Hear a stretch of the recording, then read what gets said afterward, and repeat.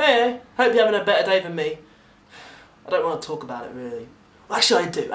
Now that I finished university and I've got loads and loads of time on my hands, I thought I'd made the effort to appreciate the finer things in life. So I've got loads of student cookbooks, loads of stuff on baking. So I thought I'd give it a go, and I tried... What is it I tried? Bear with me. Rice Krispie cupcakes. I don't those look lovely. Now, basically, I did manage to get them looking fairly like the recipe, because you know it's always nice when they look the same. So here's one example. I followed the recipe through and through, used all the right ingredients, all the right combinations, the size, and all that sort of stuff. So here's one of the finished products. Looks very nice, appetizing, I would think. I was fairly happy with it when I saw it. I put it in the fridge to cool down. I thought, yeah, this is a really good Rice Krispie cake. Then I tried to eat one. I'll just show you what happens.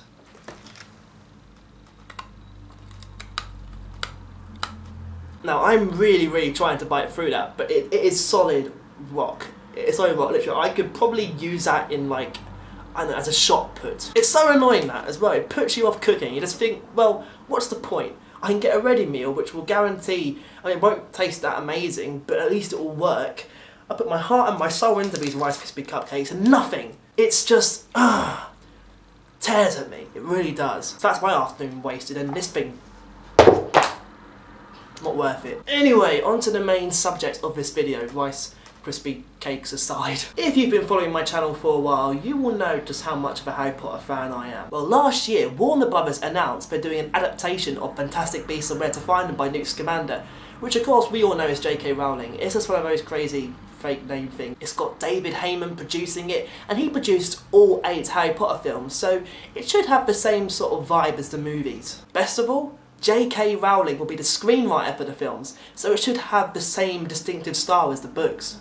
Now it is set 70 years before Harry's time, and it's based in New York, so even though it's going to be full of witches and wizards, it's going to be quite far removed from the world of Harry Potter as we know it. But just think of the possibilities there! I can already tell the visual effects department have an absolute ball with it. Imagine dragons in New York, that would be just amazing, and little puff skeins like bouncing around, and all the other magical creatures in the book.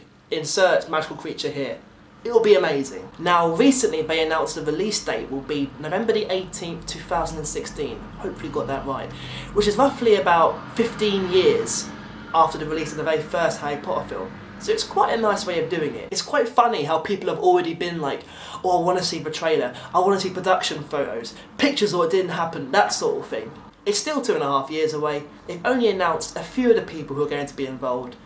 We'll just have to be patient. Now, the only bit of me that is apprehensive is that apparently it's the first film in the trilogy. I mean, that's great if they've got an individual story for each of the 3 films, but just look what that's done to The Hobbit. I mean, the actual book itself is tiny.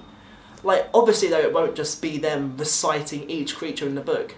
Or if it is, that's going to be a really weird film. Regardless, it will be interesting to see what they make of it. The big news at the moment is that Daniel Radcliffe, Rupert Grint and Emma Watson may all be reuniting to film new Harry Potter material. I know, right? Just what? Basically, out at the Wizarding World of Harry Potter in Universal Orlando, they're expanding it to include Diagon Alley and a new ride called Harry Potter and the Wizarding World of Gringotts. And apparently there's going to be brand new footage on the ride, including the 3 main characters. Yeah, you heard me right. Brand new material. According to MTV, this could also include Helen Bonham Carter as Bellatrix Lestrange, Ralph Fiennes as Voldemort, and even Warwick Davis as Griphook. Now when I first heard this, I was pretty excited about it, but Daniel Radcliffe's already commented on the situation. He said he does not have any knowledge about appearing in the brand new footage, and apparently he was approached at some point in the past, and that was a time to draw a line about the situation, but he's neither confirmed nor denied whether he's appearing in this new footage for the ride.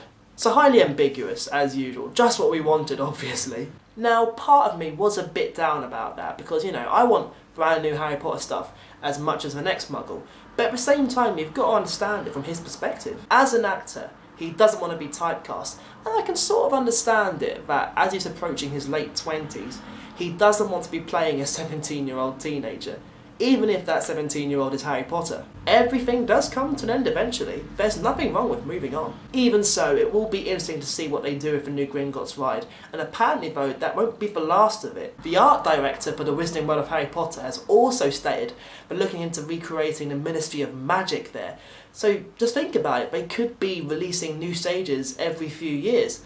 So first Ministry of Magic and then maybe the Burrow. I bet you there'll be some sort of Fantastic Beasts expansion when the movie comes out. What I keep saying though is that we should be getting some of that Wizarding World magic too.